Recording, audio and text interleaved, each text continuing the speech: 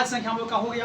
तो पता है, बता दिए थे कि अभाज्य संख्या मतलब प्राइम नंबर, जो संख्या एक और स्वयं के अलावे, मतलब एक से बड़ी वे सभी प्राकृत संख्याएं जो एक एवं स्वयं के अलावे किसी दूसरी संख्या से विभाजित नहीं होती है, उसी को हम लोग क्या कहेंगे, अभाज्य संख्या कहेंगे। अभाज्य संख्या मतलब अभाज्य संख्या का द्वितीय गुणनखंड होगा, यानी एक होगा एक, दूसरा खुदे संख्या, मतलब एक और स्वयं के अलावे किसी दूसरे संख्या से विभाजित नहीं होगी, उसी को हम लोग क्या कहेंगे, अभाज्य संख्या कहेंगे। यानी अभाज्य संख्या का केवल दो गुणनखंड होता है। उसी का उल्टा इसमें क्या हो जाएगा कि एक से बड़ी वे सभी प्राकृत संख्याएं जो एक एवं स्वयं के अलावे किसी दूसरे संख्या से भी विभाजित होती है, मतलब एक से कटवे करेगी, स्वयं से कटवे करेगी, लेकिन इसके साथ साथ कोई दूसरे संख्या से भी कटेगी। पहला एक, दूसरा खुदे संख्या, और तीसरा कोई और संख्या से भी कटेगी। मतलब जिसका दो से अधिक गुणनखंड होता है उसको हम लोग क्या कहेंगे, भाज्य संख्या कहेंगे, मतलब कंपोजिट नंबर। तो क्या लिखेंगे इसमें, एक से बड़ी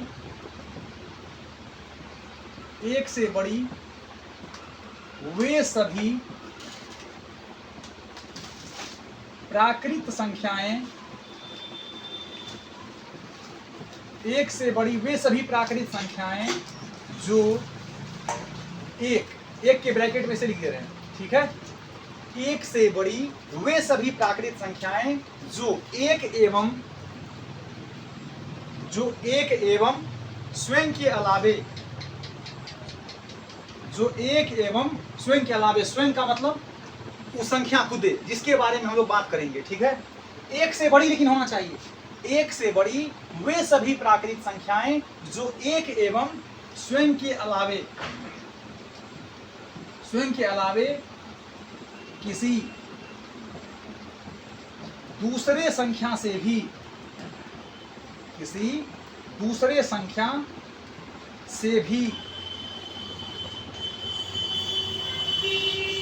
विभाजित होती है। उसमें क्या था कि एक से बड़ी वे सभी, उसमें मतलब अभाज्य संख्या में एक से बड़ी वे सभी प्राकृत संख्याएं जो एक एवं स्वयं के अलावे किसी दूसरे संख्या से विभाजित नहीं होती है, अभाज्य संख्या कहलाती है। इसमें क्या होगा, जो एक से बड़ी वे सभी प्राकृत संख्याएं जो एक एवं स्वयं के अलावे किसी दूसरे संख्या से भी विभाजित होती है, दूसरे संख्या से भी विभाजित होती है, क्या होगा, भाज्य संख्या कहलाती है। कौन संख्या छोटू, भाज्य संख्या कहलाती है, ठीक है, भाज्य संख्या कहलाती है।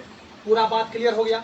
यानी भाज्य संख्या जो होगा वो अभाज्य संख्या और भाज्य संख्या में रिलेशन का चर्चा साथ साथ इसलिए कर रहे हैं क्योंकि अभाज्य संख्या कहता है कि हम एक से कटेंगे, खुदे से कटेंगे, इसके अलावा किसी से हमको नहीं कटना है। लेकिन भाज्य संख्या क्या कहेगा, कंपोजिट नंबर, कि हम एक से भी कटेंगे, खुद से भी कटेंगे, अर्थात सेल्फ, मतलब वो नंबर खुदे, एक से भी कटेंगे, खुद से भी कटेंगे, इसके अलावा यदि कोई और हमको काट देगा हम कटने के लिए तैयार हैं। यानी क्लियर क्या हुआ कि अभाज्य संख्या का केवल दो ही गुणनखंड होगा, अभाज्य संख्या का दो से ज्यादा गुणनखंड होगा। बात क्लियर है। इसका मतलब हुआ भाज्य संख्या यानी कंपोजिट नंबर में एक से बड़ी वे सभी प्राकृत संख्याएं जो एक एवं स्वयं के अलावे किसी दूसरे संख्या से भी विभाजित होती है, भाज्य संख्या कहलाती है। बात क्लियर। अच्छा बोलो तो इसका एग्जाम्पल।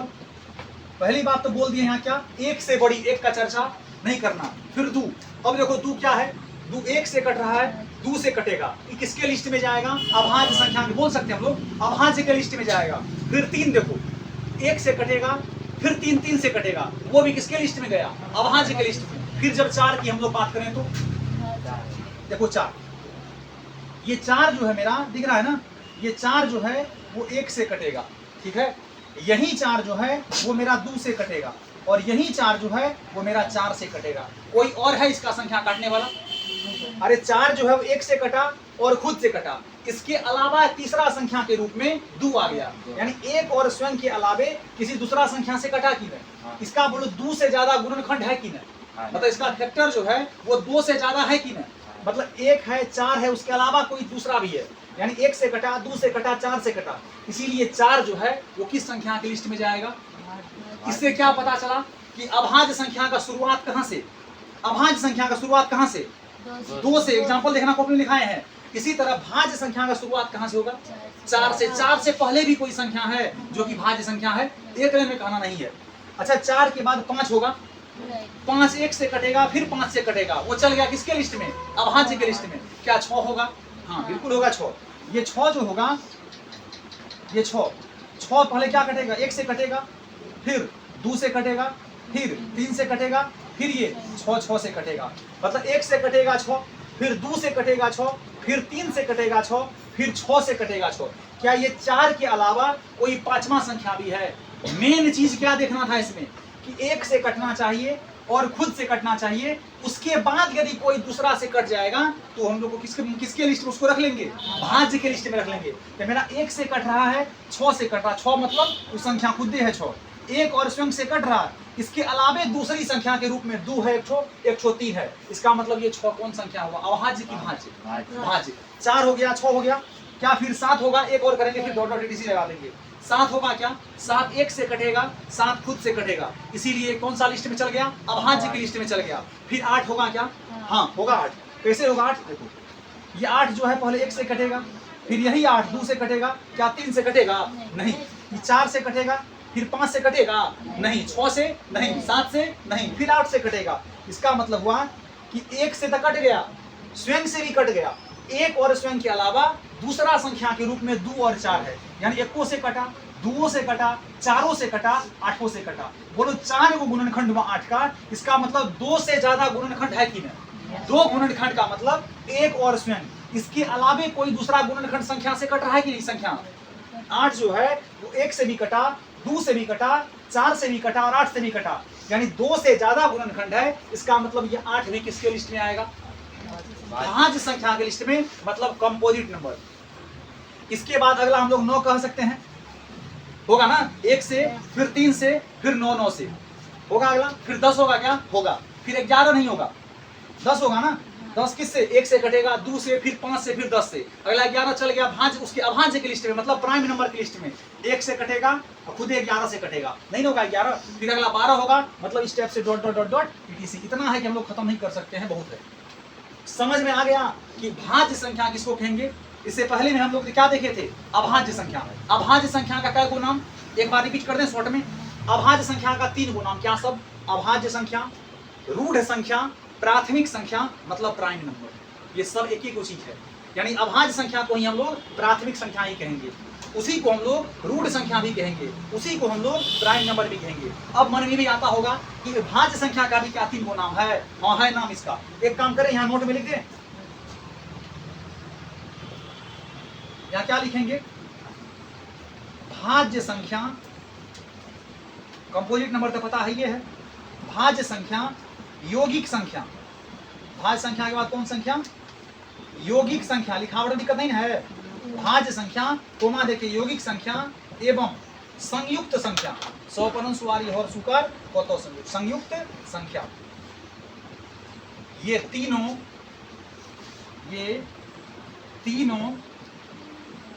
एक ही चीज होता है। खाने वाला चीज नहीं समझ लेना, एक ही चीज होता मतलब एक ही बात हुआ, ये तीनों को वही कहना समझा रहे हैं, ठीक है। यानी भाज्य संख्या को हम लोग यौगिक संख्या भी कह सकते हैं, यही भाज्य संख्या को हम लोग संयुक्त संख्या भी कहते हैं। यानी क्लियर क्या हुआ कि भाज्य संख्या, यौगिक संख्या एवं संयुक्त संख्या, ये तीनों एक ही चीज होता है। अभाज्य का क्या गो नाम? 4 गो। अभाज्य संख्या, रूढ़ संख्या, प्राथमिक संख्या, प्राइम नंबर, ठीक है। इसमें क्या होगा? भाज्य संख्या, यौगिक संख्या, संयुक्त संख्या और कंपोजिट नंबर, इसका भी 4 गो। तो अभाज्य संख्या और भाज्य संख्या समझने में कहीं कोई दिक्कत हुआ? अंत में क्या बोल सकते हैं हम लोग कि अभाज्य संख्या का सिर्फ 2 गो गुणनखंड होता है और भाज्य संख्या का 2 से ज्यादा गुणनखंड होता है, मतलब 3 भी हो सकता है, 4 भी हो सकता है, सिर्फ 2 से ज्यादा होना चाहिए। भाज्य अभाज्य का डॉट क्लियर। अब दिमाग में आएगा कि अभाज्य संख्या के परिभाषा में भी लिखाए थे कि 1 से बड़ी वे सभी प्राकृतिक संख्या। भाज्य की लिस्ट में भी लिखा है 1 से बड़ी वे सभी प्राकृतिक संख्या। इसका मतलब हुआ कि 1 जो है वो न तो अभाज्य संख्या है और न ही भाज्य संख्या है, यानी 1 को हम लोग कहेंगे विशिष्ट संख्या, मतलब स्पेसिफिक नंबर। यानी जो संख्या न तो भाज्य होती है और न ही अभाज्य, उसको हम लोग कहते हैं विशिष्ट संख्या। अब मन में भी आएगा कि 1 को हम लोग भाज्य अभाज्य दोनों में से किसी के लिस्ट में काहे नहीं रखेंगे? दोनों फैक्टर इसका जब मान लो अभाज्य की लिस्ट में रखेंगे इसको, तो एक से कटेगा खुदे एक और फिर एको खुदे हो जाएगा, दोनों गुणनखंड सेम हो जाएगा कि नहीं। अब मान लो कोई कहेगा ना एक को रखेंगे एक बार ऐसे करके, एक बार एक से कटा, फिर एक बार एक खुदे संख्या से कटा, भैया दोनों गुणनखंड अलग अलग हुआ। यही काम होगा भाज्य में भी। क्या करें, अभाज्य के लिए क्या करेंगे, 2 को 1 लगा देंगे, अभाज्य के लिए 2 से अधिक 3 को 1 लगा देंगे, 2 को 1 लिखेंगे 3 को 1 लिखेंगे, कि चीज तो एक ही संख्या हुआ ना, संख्या नंबर चेंज नहीं हुआ। इसीलिए हम लोग एक को न ही भाज्य संख्या कहेंगे और न ही अभाज्य संख्या कहेंगे, अर्थात एक को हम लोग विशिष्ट संख्या कहेंगे। तो भाज्य अभाज्य समझने में किसी को कोई दिक्कत, अच्छे से हम लोग उतार के मिला लेंगे, ठीक है।